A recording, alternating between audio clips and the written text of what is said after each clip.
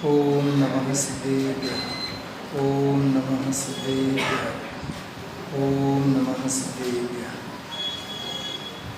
नमो अरहन्ताणं नमो सिद्धाणं नमो आर्याणं नमो वज्रायाणं नमो लोके सवसां।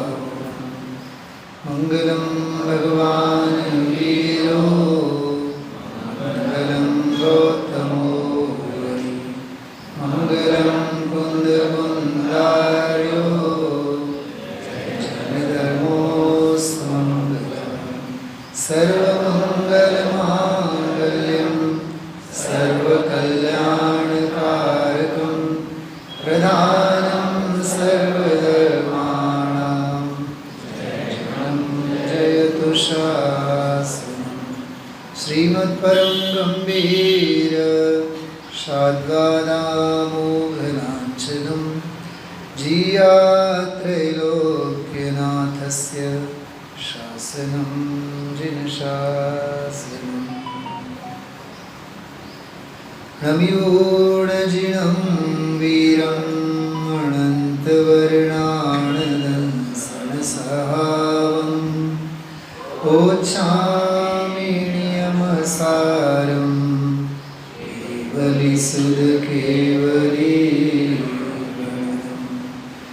आतंबने परमात्मा हो शांति सारे देश में देशना सर्वोदये महावीर के संदेश महावीर के संदेश।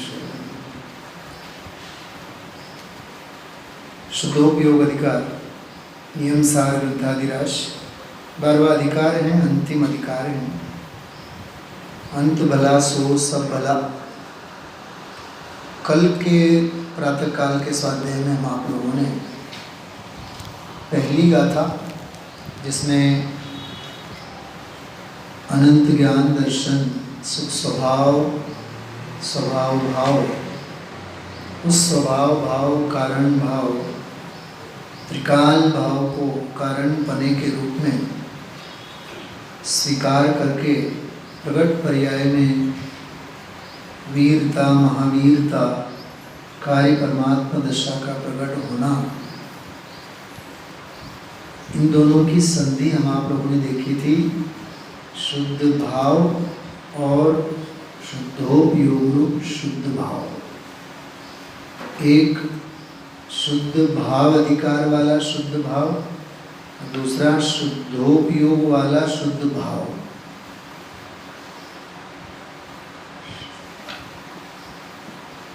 तीसरा जो अधिकार है शुद्ध भाव अधिकार, वह शुद्ध भाव त्रिकाल भाव है। और अंतिम 12वें अध्याय का जो शुद्धोपयोग रूप शुद्ध भाव है, वह क्षणिक उत्पाद और व्यय रूप प्रगट भाव है। वह तीसरे अधिकार वाला द्रव्य भाव है, 12वें अधिकार वाला पर्याय भाव है। समझ में आया दोनों का? कल भी अपन ने बात की थी, अभी संधि अपन कर रहे हैं उसकी।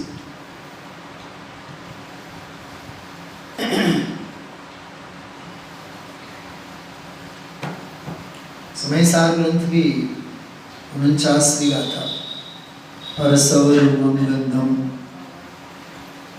अवत्तम जान अलिंग गहणम जो गाथा है, इसमें वो गाथा तो धवला जी में भी है, जय धवला में भी है, 5 रूप परमागुणों में सर्वत्र गाथा है। अलग अलग संदर्भों में है, क्योंकि वो संदर्भ भी काफ़ी समन्वय है, साम्य है। समय सार जी की आत्मख्याति टीका में अव्यक्त वाला जो बोल आया, उस अव्यक्त के बोलों में 6 बोल हैं। कई बार तो एक आध बार तो पर्वाधिराज पर्युषण में हमने तो प्रातः काल के स्वाध्याय में 10 दिन तक वो अव्यक्त के बोल ही लिए थे। व्यक्त और अव्यक्त के प्रति जो उदास है, उदासीन है, वह अव्यक्त स्वभाव है, ऐसा एक बोल आता है। तो व्यक्त जो है वो पर्याय, उसमें लिखा षड द्रव्यमय लोक व्यक्त है। क्या कहा? षड द्रव्यमय लोक व्यक्त है और उस लोक से न्यारा ऐसा स्वभाव भाव वह अव्यक्त है। एक माँ से पूछा जाए तेरा बेटा कैसा, माँ क्या कहती है? माँ का हृदय क्या कहता है? सारी दुनिया के सकल विश्व के बच्चे एक तरफ और मेरा आंखों का तारा शाश्वत स्वभाव एक तरफ। समझ में आ रही बात? माँ के लिए तो अपना ही बेटा सर्वस्व है ना। जैसे माँ के हृदय में दुनिया का कोई बालक स्थान नहीं ले सकता है सिवाय अपने बच्चे के, ऐसे ही श्रद्धा अपने स्वभाव के अलावा अपने श्रद्धेय में किसी को स्थान दे ही नहीं सकती। वो जो श्रद्धा का श्रद्धेय है वो शुद्ध भाव है, ज्ञायक भाव है, एक भाव है, सामान्य भाव है, सदृश भाव है, सहज भाव है, समभाव है, ध्रुव भाव है। भाषा पकड़ में आ रही है आप लोगों को? सामान्य कहो, सहज कहो, शुद्ध कहो, एक कहो, शुद्ध कहो, त्रिकाल कहो, सदृश भाव कहो, ध्रुव भाव, जो भी कहो सो वह मैं हूँ। छठी गाथा समय सार जी की याद है? नवि हो दिया पमत्तो न पमत्तो जान लोध जो भाव एवं बनंति शुद्धम नादो जो सोद सोच। प्रमत्त नहीं अप्रमत्त नहीं एक ज्ञायक भाव है, इस रीत शुद्ध कथाएं पण ज्ञात वो तो वही है। नादो सोचो नादो जो सोद सोचे। समझने जैसी बात है। प्रमत्त है और अप्रमत्त है ये कथन है, ज्ञात है वो तो वही है।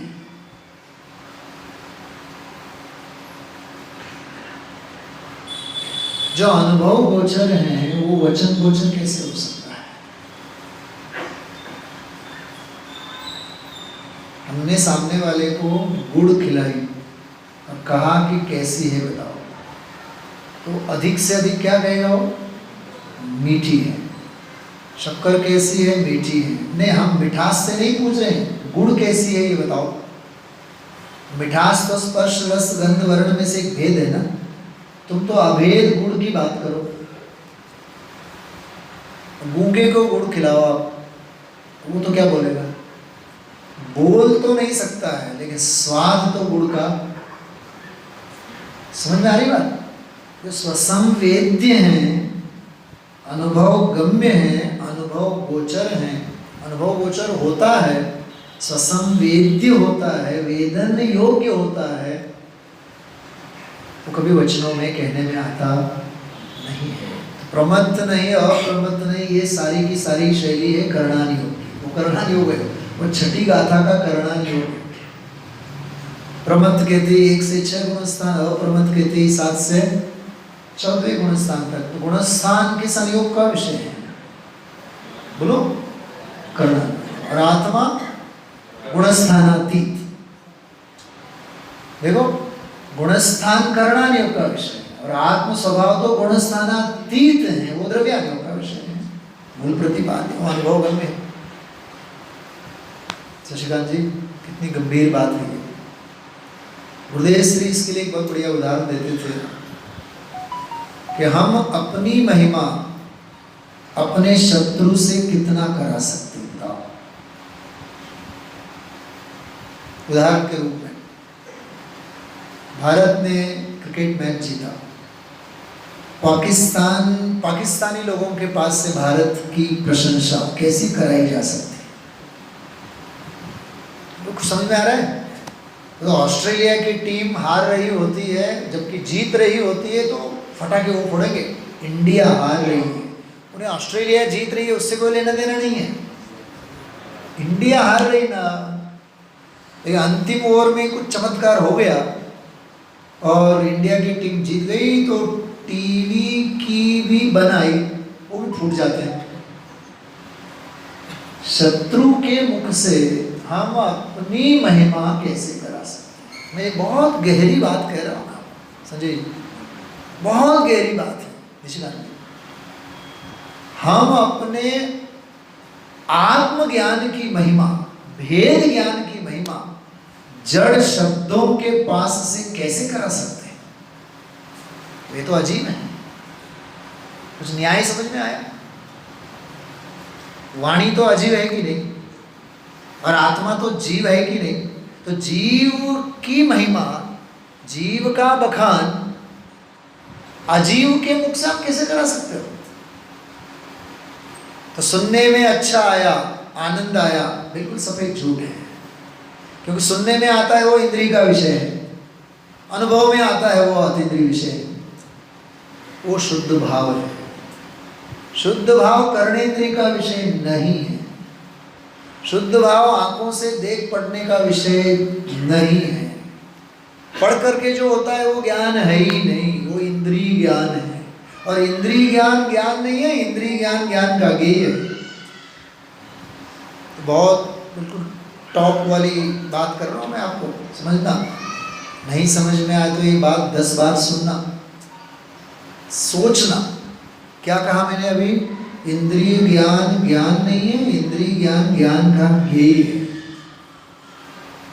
ये जो क्षयक्षम ज्ञान है ना अपने को, शास्त्री के बच्चे जितने भी हैं, कहाँ है वो स्वप्निल? हाँ, ये जो शास्त्री की डिग्री अपन ने ली है, पढ़ाई की है, 5-50 ग्रंथ पढ़े हैं, इतना सारा जो उघाड़ है, ज्ञान है शाश्वत। हाँ, ये जो ज्ञान है ना, क्षयक्षम रूप जो ज्ञान है, वो क्षयक्षम रूप ज्ञान ही नहीं है, वो ज्ञान का गेय है। जय इंद्रिय जनिता, 31वीं गाथा की बात कर रहा हूँ, समय सार जी की। इंद्रियों को जीतो, इंद्रियों को जीतो मतलब जितेंद्रिय जिन किसे कहलाते हैं? जितेंद्रिय जिन तो वे कहलाते हैं जिन्होंने इंद्रियों को जीता। तो वहाँ अर्थ किया, इंद्रियों को जीतना मतलब क्या? ये नोट करने जैसी बातें हैं जो मैं बोल रहा हूँ अभी, आधा अधूरा कच्चा जैसे भी समझ में आ जाए। 3 अर्थ किए हैं, द्रव्येंद्रिय, भावेंद्रिय, भावेंद्रिय के विषय। क्या कहा? द्रव्येंद्रिय भी इंद्रिय, भावेंद्रिय भी इंद्रिय। वाह, गजब की बात है। भावेंद्रिय तो ज्ञान है ना, हाँ ज्ञान है ना, लेकिन वो इंद्रिय है ना। द्रव्येंद्रिय आँख नाक और ये इंद्रिय हैं, वो तो बिल्कुल शरीर के चिन्ह द्रव्येंद्रिय हैं। तो द्रव्येंद्रिय तो इंद्रिय हैं ही, लेकिन द्रव्येंद्रिय के माध्यम से जो जानने वाली कौन? भावेंद्रिय रूप जो ज्ञान है वो भी इंद्रिय है, और वो भावेंद्रिय द्रव्येंद्रिय के द्वार से भावेंद्रिय जिन विषयों को जानती हैं वो सारे बाहर के विषय भी इंद्रिय हैं। इंद्रिय का फैलाव, वही वाली बात। हे आमचे सख्खे चुलत सख्खे भाव, सख्खे चुलत भाव, सख्खे चुलत भाव। क्या समझ में आया? कितना विस्तार है उसका। निशिका जी बात पकड़ में आई? स्पर्शनेन्द्रिय, घ्राणेन्द्रिय, चक्षुरेन्द्रिय, कर्णेन्द्रिय, जो भी 5 इंद्रियां हैं अपने पास। स्पर्शनेन्द्रिय, रसनेन्द्रिय, घ्राणेन्द्रिय, चक्षुरेन्द्रिय और कर्णेन्द्रिय, 5 इंद्रियां शरीर के चिन्ह विशेष को इंद्रिय कहते हैं। यही है ना इंद्रिय की व्याख्या, पाठशाला के बच्चों के लिए पढ़ाते हैं अपन लोग। पंडित जी को भी कितना काम आता है। प्रवचन में भी कितना काम आता है। इसलिए पाठशाला पढ़े हो ना तो ही प्रवचन कर सकते हैं, पाठशाला होनी चाहिए। शरीर के चिन्ह विशेष को इंद्रिय कहते हैं, वो तो द्रव्येंद्रिय है। आंख पढ़ पाती है, क्यों?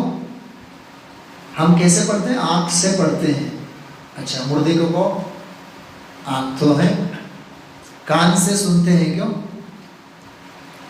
मैं बच्चों को हमेशा कहता हूँ, यहां से नहीं गाना, गाना यहां से गाना। क्या कहा? गाया कहां से जाता है? गले से गाते हैं ना, गले से गाते हैं, क्यों शांति कुमार जी? वीतराग दीपार्चन, तो कहां से गाना? फेवरेट है उनका, तो मुझे सब पता है शांति जी का। हाँ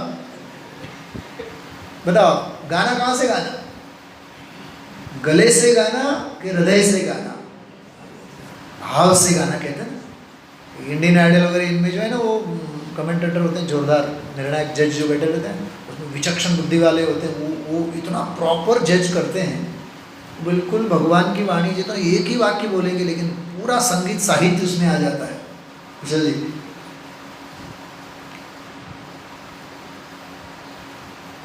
किसी ने कुमार सानू की आवाज में गाया, सारी दुनिया ओहो क्या बिल्कुल फलाना ढिकना, और वो जज है ना अंत तक चुप बैठा रहता है, अंत में इतना बोलेगा, अच्छा तुमने अभी जो आवाज में गाई वो किसकी आवाज में गाई? कुमार सानू की आवाज। नहीं नहीं नहीं, तुम अपनी आवाज में गाओ। क्या कहा? बात समझ में आई? ये आदिनाथ की बात है, ये 24 तीर्थंकरों की बात है, ये कुंद कुंद की बात है। नहीं नहीं नहीं, ये बात तुम्हारी है। वो अपनी आवाज बननी चाहिए ना। तो गाना गले से नहीं होता है, गाना तो हृदय से होता है। अच्छा, सुनना कहाँ से होता है? सुनने के लिए कौन सी इंद्रिय अपने पास? बोल बेटा। स्पर्शनेंद्रिय से सुनते हैं, रसनेंद्रिय से सुनते हैं, घ्राणेंद्रिय से सुनते हैं। बोल मेरी तरफ देख, कौन सी इंद्रिय से? स्कूल के बच्चे ऐसे करते, जवाब नहीं आता है ना, बिल्कुल ध्यानस्थ हो जाते हैं। हाँ बताओ, कहाँ से सुनना? बोलो देवगांव राजा, कहाँ से सुनना? हाँ, कान से सुनते ना मन? नहीं, सुनना यहां से नहीं, सुनना यहां से, हृदय से सुनना, भाव से सुनना। तो सुनने भर नहीं आएगा, वो समझ में आता हुआ सुनने में आएगा। क्या कहा? वो समझ में आता हुआ सुनने में आएगा। तो इंद्रिय वाला जो पार्ट में कह रहा था आपको, द्रव्येंद्रिय, भावेंद्रिय और भावेंद्रिय के जितने भी विषय हैं, ये नेमिनाथ भगवान इंद्रिय हैं। सभा मानेगी इस बात को? गिरनार इंद्रिय है। इंद्रिय का विषय तो है वो अलग बात है, लेकिन इंद्रियां द्रव्येंद्रियों के माध्यम से जो भावेंद्रियां जिन विषयों को जानती हैं, वे भी विषय सारे कौन कहलाएंगे? इंद्रिय कहलाएंगे। उन सबको जीतने वाला वो जितेंद्रिय जिन होता है। और निश्चय स्तुति, ये पहली निश्चय स्तुति है। समझो आप, शुद्ध भाव का मंगलाचरण है वो, शुद्धोपयोग का मंगलाचरण है, शुद्धोपयोग का प्रथम अंश है वो, पहली किरण है, जितेंद्रिय जिन। 6 महीने पहले मेरे दिमाग में ये भी आया था विषय, 31, 32 और 33वीं गाथा यहाँ स्वाध्याय में लेते हैं। न जाने साल भर में तो कितनी बार कितने विषय बदल गए हों, लेकिन जो निकलना था यहाँ वही निकल रहा है।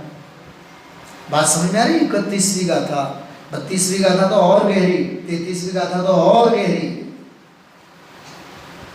जित मोह जिन 32वीं गाथा, क्षीण मोह जिन, वो तो 12वें स्थान वाले की बात है। तब तक निश्चय स्तुतियाँ चलती हैं, और हम लोग आधा घंटा 1 घंटा गा बजा लेते हैं, हमें लगता है कि हमने भगवान की बहुत बड़ी भक्ति की, स्तुति की। नहीं नहीं नहीं,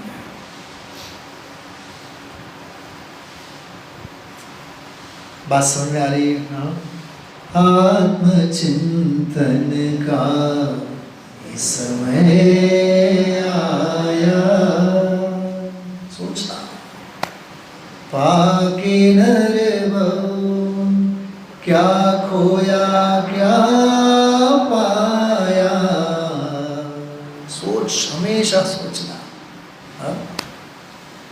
10 धर्म की पूजा में बेटा ला दो शास्त्र पुस्तक पीछे रखी, ब्रह्मचर्य धर्म की जो पूजा है, उस ब्रह्मचर्य धर्म की पूजा में जयमाला में बहुत सुंदर दिशा निर्देश हम आप लोगों को किया है, और ये कहा है सारी सभा इस जयमाला को तो अपने पर्सनल डायरी में लिख के रखो। किस मार्ग में जाते हो संदीप जी, किस मार्ग में जाते हो, इसका निर्णय कर लो। मनीष जी भाई साहब, किस मार्ग में जाते हो,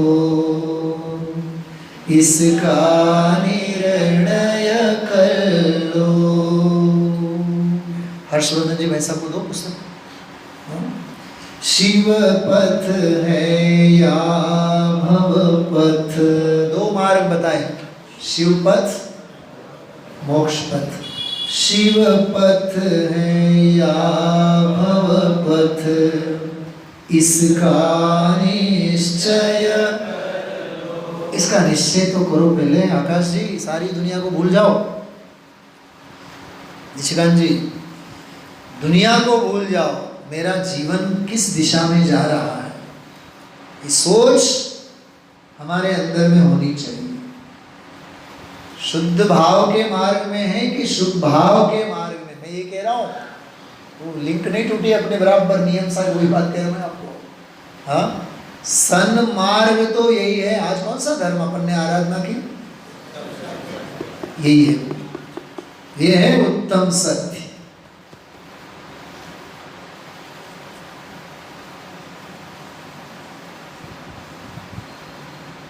लोगुत्तमा, क्या कहा? लोगुत्तमा। जवाब मत देना आप लोग, सवाल मैं पूछूंगा, लोक में उत्तम कितने होते हैं? जवाब आप गलत ही बोलेंगे, ऐसे मत बोलना। यही बोलने वाले थे ना लोक में, जो बच्चे बोल रही है। चलो निर्दोष है बेटा, बोल दो कितने उत्तम है? 4। कौन कौन से? चत्तारि लोगुत्तमा, बैठ के बोल, कोई बात नहीं। चत्तारि लोगुत्तमा, अरहंता लोगुत्तमा, सिद्धा लोगुत्तमा, साहू लोगुत्तमा, केवली पंडितो धम्मो लोगुत्तम। अरहंत उत्तम है, सिद्ध उत्तम है, साधु उत्तम है, और केवली प्रणीत धर्म उत्तम है। यहाँ कह रहे हैं शुद्ध भाव उत्तम, क्योंकि नियम सार है, नियम से करने योग्य सार तो यही है। अच्छा, मंगल कितने हैं? 4। नियम सार ना कहते हैं, नहीं मंगल तो। अच्छा, शरण कितने हैं? पंडित जी, शरण सहारे को कहते हैं, अरहंत शरण, सिद्ध शरण, साधु शरण, केवली प्रणीत धर्म शरण। नियम सार में कलश में आपको निकाल के बताऊंगा 1-2 दिन बाद, मूल कलश। जो मंगल है, जो उत्तम है, जो शरणभूत है, ऐसा नमस्कार करने योग्य भगवान आत्मा एक ही।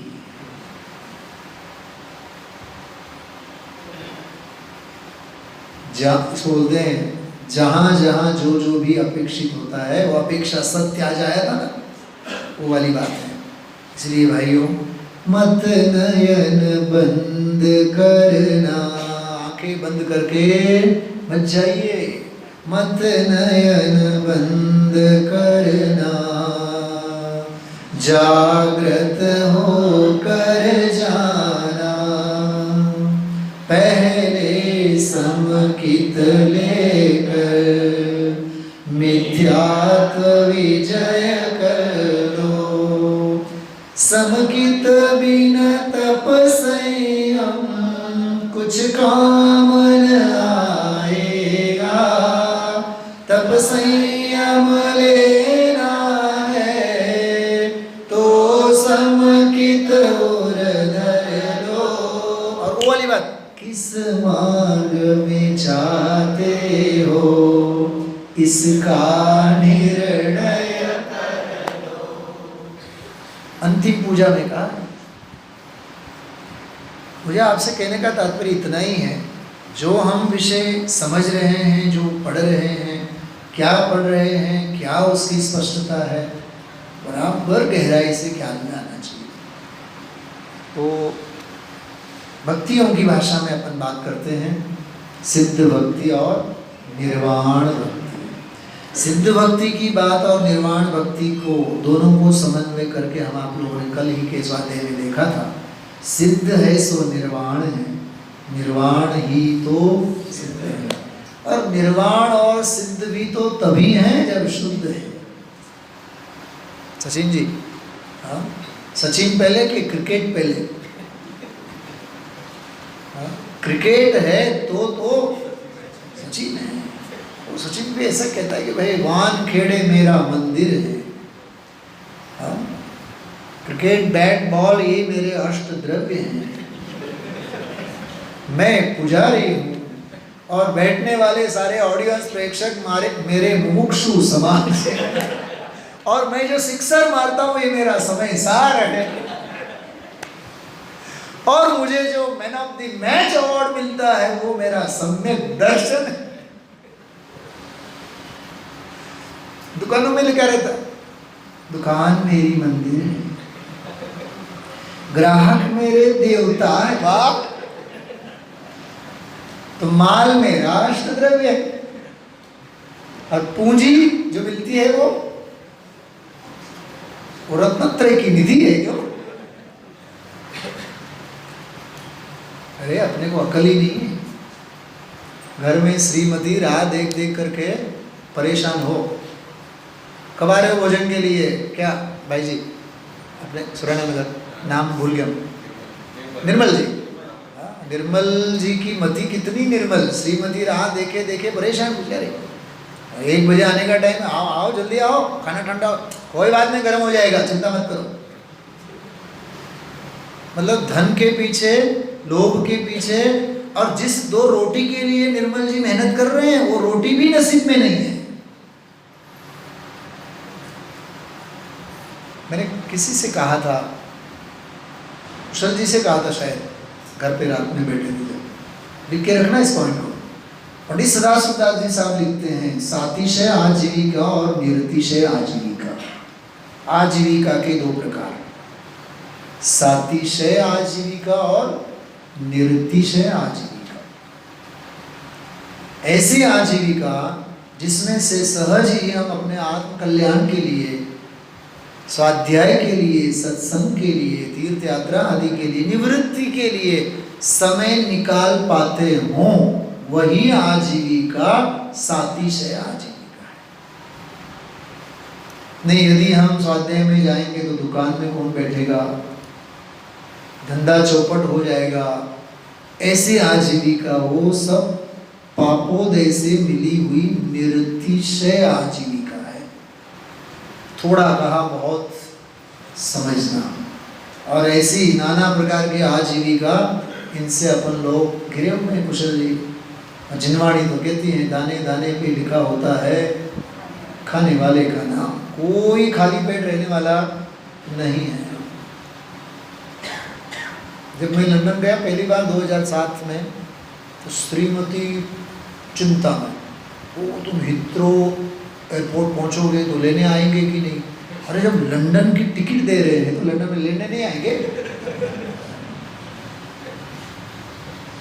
बोलो शांति कुमार जी, अपने पुण्य के ऊपर हमें इतना तो बोलिए भरोसा होना ही चाहिए ना।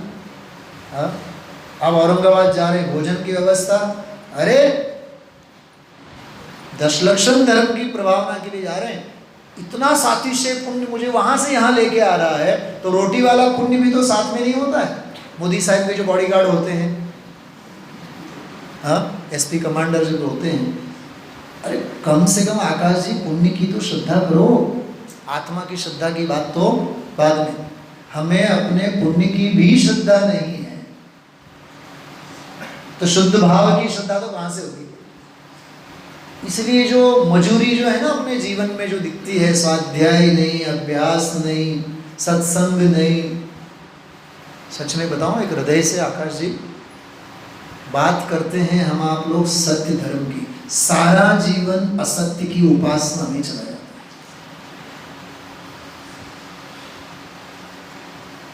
बिना स्वाध्याय का जीवन, बिना सत्संग का जीवन, बिना तत्वाभ्यास का जो जीवन है, सब असत्य के शरण में गया हुआ जीवन है। सत्य धर्म तो हम तब करें जब सत्य धर्म आराधने के पात्र बने।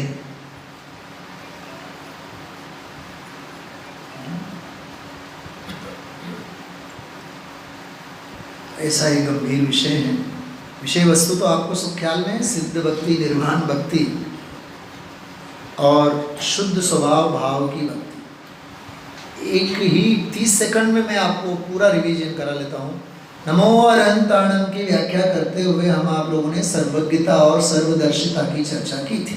159 नंबर की गाथा से 172, 14 गाथाएं। उसके बाद केवली की वीतरागता की बात आई, औदय की क्रिया और क्षाई की क्रिया 173 और 75 तक 3 गाथाओं में। और अपना मेन जो विषय है वो सिद्ध भगवान वाला जो विषय चल रहा है, सिद्ध भक्ति वाला विषय। नमो सिद्धाणम, मुक्त जीव, सिद्ध जीव 176 और 77 और 78। कल हम आप लोगों ने 77 नंबर की गाथा ली थी शांति कुमार जी। कितने विशेषण आए थे उसमें?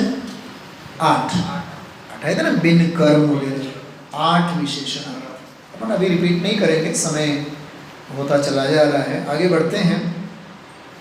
उन सिद्धों की और क्या खूबी है, आप इस गाथा में देखिए 178 178 नंबर की गाथा में मैं सीधी गाथा बोलता हूँ। 337 पृष्ठ है नियम सार ग्रंथ में, देखिए। अव्वाबाहमणिंदिय मनोवमं पुण्य पावड़ी मुक्कम पुनरागमन विरहियं मृच्छं अचलम अणालंबम। देखिए 177 नंबर की गाथा में 8 विशेषण कहे। एक बार कोई पहली बार आज आए हों, सुन रहे हों, बिन कर्म, कर्म रहित, बराबर। देखिए वहाँ थोड़ा सा अभी 2 मित्रों के बीच में कल स्वाध्याय में थोड़ी सी जिज्ञासा वाली बात चल रही थी, आप और कोई और मित्र थे। सिद्ध भगवान पर्याय में भी कर्म से रहित है और शुद्ध स्वभाव भाव द्रव्य भाव में कर्मों से रहित है। बस इतना थोड़ा सा अंतर समझना। बाकी पर्याय की जो विकलता है वो वाला विषय सारा अलग है, वो संयोग के कथन में आता है। दूसरा, परम, सिद्ध भी परम है और मेरा स्वभाव भाव भी परम है, दूसरा विशेषण। तीसरा, सिद्ध भगवान भी विशुद्ध हैं और मेरा स्वभाव भाव भी विशुद्ध। याद रखना 3 प्रकार के भाव होते हैं, शुभ, अशुभ और शुद्ध। शुभ और अशुभ 50 निकाय में 2 प्रकार के भाव लिए, शुद्ध भाव और अशुद्ध भाव। तो कहा कि शुद्ध भाव अभेद एक ही भाव होता है, शुद्ध भाव वीतराग भाव। अशुद्ध भाव की 2 धारा होती हैं, शुभ और अशुभ। तो शुभ और अशुभ दोनों अशुद्ध हैं, 50 का है। सब अभ्यास होना चाहिए। यहाँ कह रहे हैं ये जो शुद्ध भाव है, ये जो विशुद्ध लिखा है इसमें, वो विशुद्ध कौन सा? शुद्ध वाला विशुद्ध है, शुभ वाला विशुद्ध नहीं है। समझ में आ रही है? पूरा इम्पैक्ट ख्याल में होना चाहिए। शुद्ध भाव वाला शुद्ध है, ये शुभ वाला विशुद्ध नहीं है। हो गए? बिन कर्म, कर्म से रहित, परम और विशुद्धि, जन्म जरा मरण से रहित। वहाँ सिद्ध भगवान भी ऐसे ही हैं और यहाँ स्वभाव भाव भी देह रूपी देवालय में विराजमान, वो भी ऐसे ही है। आगे, ज्ञानादि 4 स्वभाव में सहज ज्ञान दर्शन सुख वीर स्वरूपी सिद्ध भगवान भी हैं और मेरा स्वरूप भी ऐसा ही है। सिद्ध भगवान भी अक्षय है। पहली गाथा पढ़िए, ध्रुव हैं, अचल हैं, अनुपम हैं। ऐसे यहाँ कह रहे हैं अक्षय हैं, बराबर। आगे अच्छेद्य हैं, छेदे नहीं जा सकते हैं, छेदते हैं।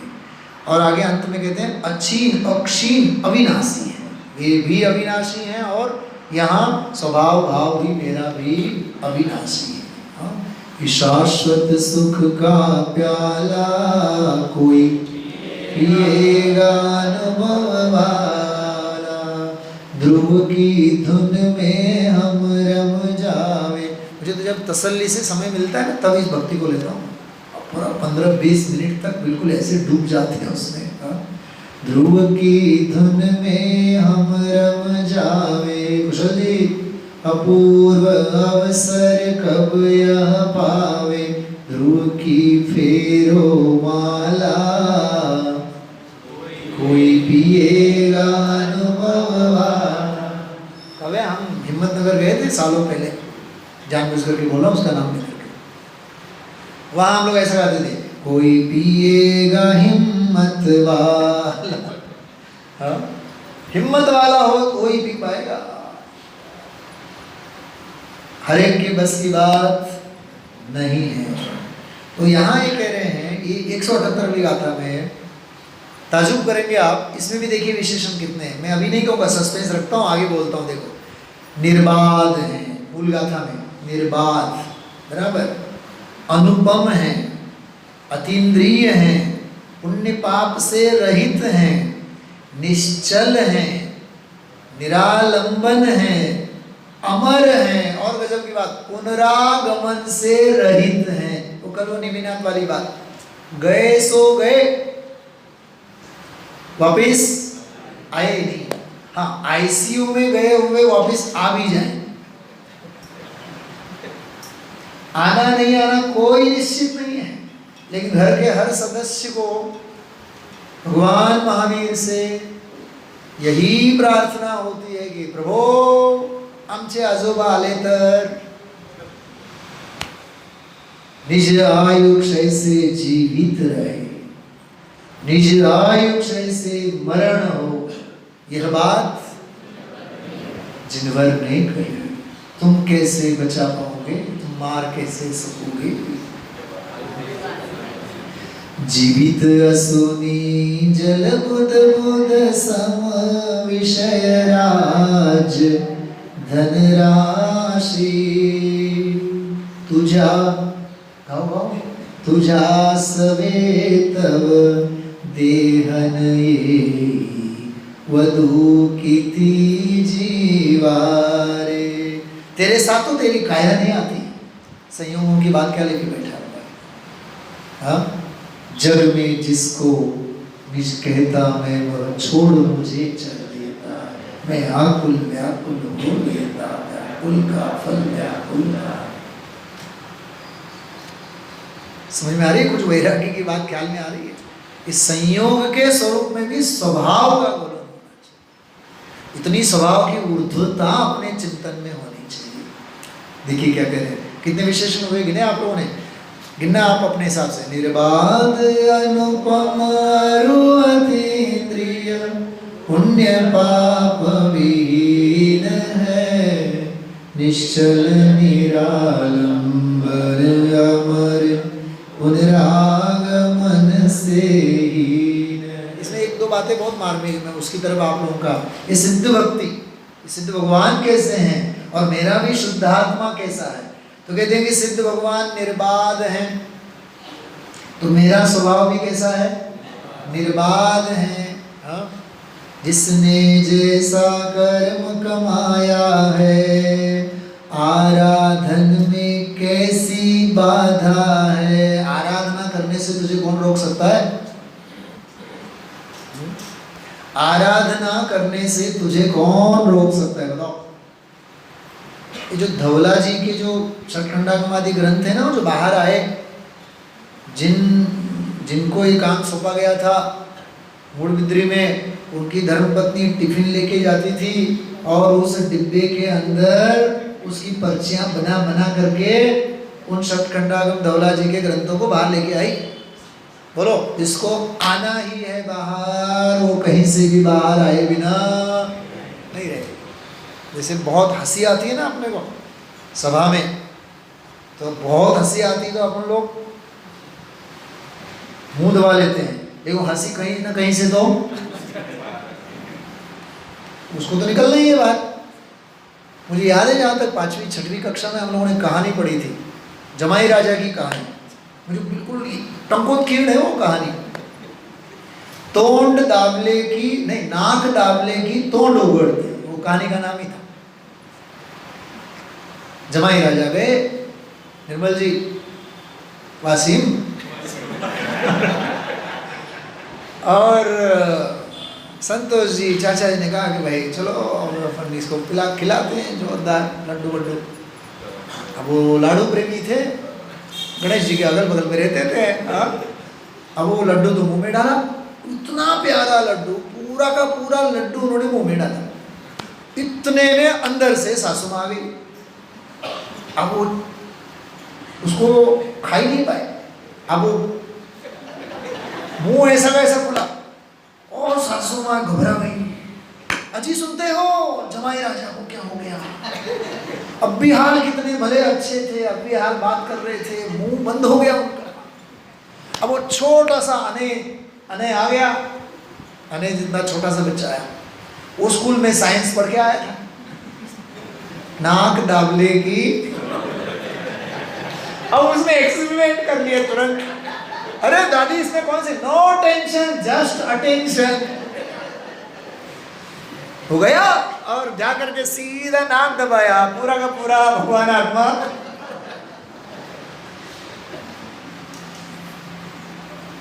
इसको संस्कृत में कंठ विद्ध न्याय कहते हैं। कांटा यदि चुभा हुआ होता है ना, तो कांटे से ही कांटा निकलता है। बाजार में सुई लेने के लिए जाने की आवश्यकता, कोरोना के काल में आप लोगों ने उपाय किए। रोज 2 सब्जी के बिना नहीं चलती है, बराबर, लेकिन उन दिनों हम आप लोग चने, सोयाबीन और क्या राजमा ये खा करके निकाले हैं। भले भले अच्छों को भी सोयाबीन का और राजमा का भी प्रेम हो गया था। सगळं चालते, जे असेल ते करा, पापडाची भाजी करा। तो जब कुछ मिलता नहीं है तो सब कुछ चलता है, और जब जाहो जलाली होती है तो लाओ बादाम भी लाओ, तो हलवा भी लाओ। दयनीय दशा है हमारी। अरे मेरा स्वभाव निर्बाध है, निर्बाध अनुपम अरु अतीन्द्रिय, अतीन्द्रिय है, पुण्य पाप विहीन है। सुनना, इसमें 4 बातें, पुण्य भाव पुण्य संयोग, पाप भाव पाप संयोग। हर्षवर्धन जी सबसे न्यारे निराले हैं सिद्ध भगवान। न उनमें पुण्य भाव हैं, न उनमें पुण्य के संयोग हैं, न पाप भाव हैं, न पाप के संयोग हैं। संयोगों से भी परे, संयोगी भावों से भी परे। वाह! इसलिए वो स्वभाव भाव में है। जब वे अपने स्वभाव भाव में हैं, तो मैं अपने स्वभाव भाव में क्यों नहीं हूं? वे सिद्ध हैं तो मैं शुद्ध हूं। उनकी भक्ति करते करते सिद्ध भक्ति, मेरी भक्ति करते करते शुद्ध भक्ति। ये है सिद्ध भक्ति, ये है निर्वाण भक्ति। एक बात तो ये बात मुझे कहनी थी। दूसरी बात, निश्चल है, निरालंबन है। थोड़ी सी बात समझना आप। छोटे मोटे उदय की विचित्रता में हम कितने चल विचल हो जाते हैं। हाँ, पूरा हाइपर टेंशन, बीपी हमारा हाई लो हो जाता है। संदीप जी, कैसी विडंबना है अपने जीवन में। हाँ, 10-20 लाख कमाई होवे, चलो करो आज पुरान बोली, मिठाई बांटो सारी दुनिया को। और यदि 10-20 लाख नुकसान होवे तो रात की नींद नहीं आवे। तो निश्चल स्वभाव की बात समझ में कैसे आएगी?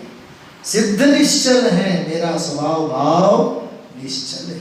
एक तो ये प्रकरण, और ये वाला प्रकरण खास, पुनरागमन से रहित है, न कहीं आना है न कहीं जाना है।